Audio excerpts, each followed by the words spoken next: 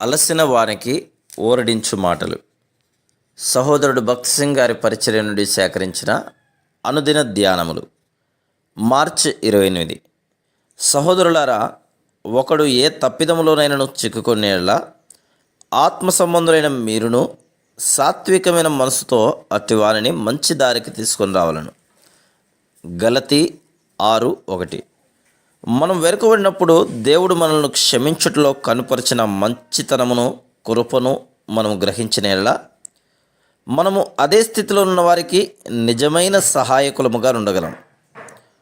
వారు సాక్ష్యమును పాడు చేసుకున్నందుకు మనం వారిని కఠినముగా నిందించి ద్వేషించుటకు బదులు ప్రేమతో కూడిన జాలితో వారి నిమిత్తం కన్నీటితో ప్రార్థించగలము.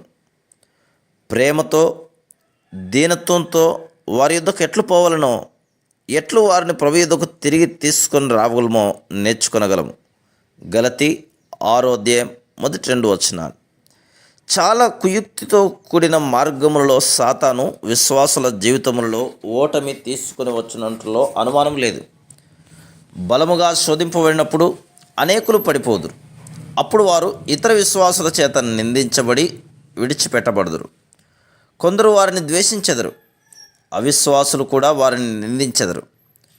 మనం వెనుకబడినప్పుడు మనం పశ్చాత్తాపడు వరకు దేవుడు ఎంత ఓపికతో మన కొరకు కనిపెట్టనో, మన మొదటి ప్రేమను మనం కోల్పోయినప్పుడు మన అవసరతను ఆయన ఎట్లు తీర్చనో, మనం ఆయన వద్దకు తిరిగి వచ్చుటకు మనకు ఎంత ఆశ్చర్యకరంగా సహాయపడినో, మనకెంతటి మృదువైన ఆహ్వానమునిచ్చనో మనం జ్ఞాపకం చేసుకుంటేనే తప్ప వెనుకబడిన వారికి సహాయం చేయలేము.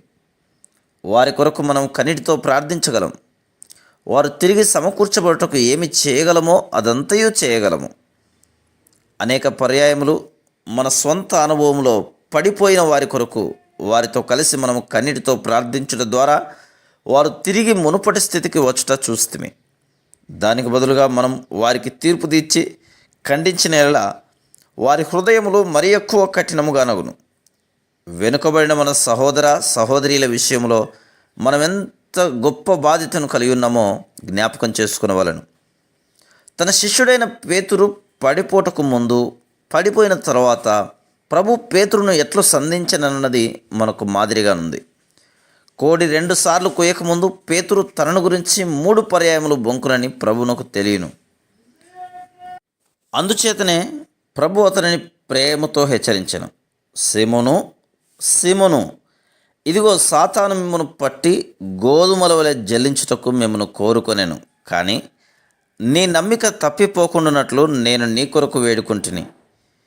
నీ మనసు తిరిగిన తర్వాత నీ సహోదరులను స్థిరపరచుము. లూకా సువార్త 22:31-32. యేసుక్రీస్తు ప్రభు యొక్క ప్రార్థనను బట్టి పేతురు సమకూర్చబడెను.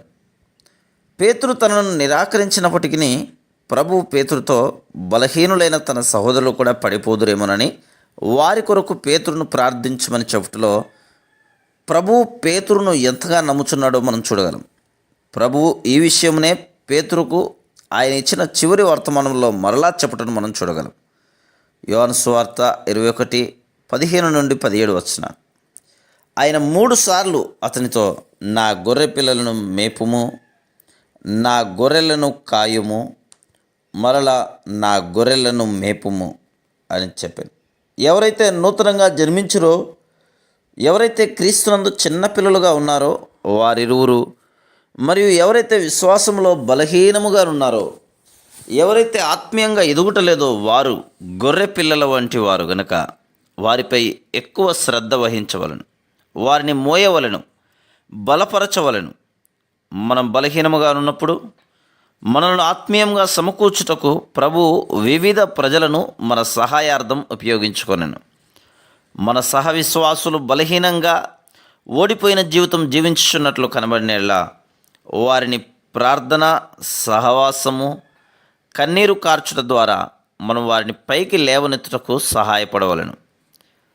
కన్నీటితో విత్తువారు సంతోషగానముతో పంట కోసెదరు. Praise the lord.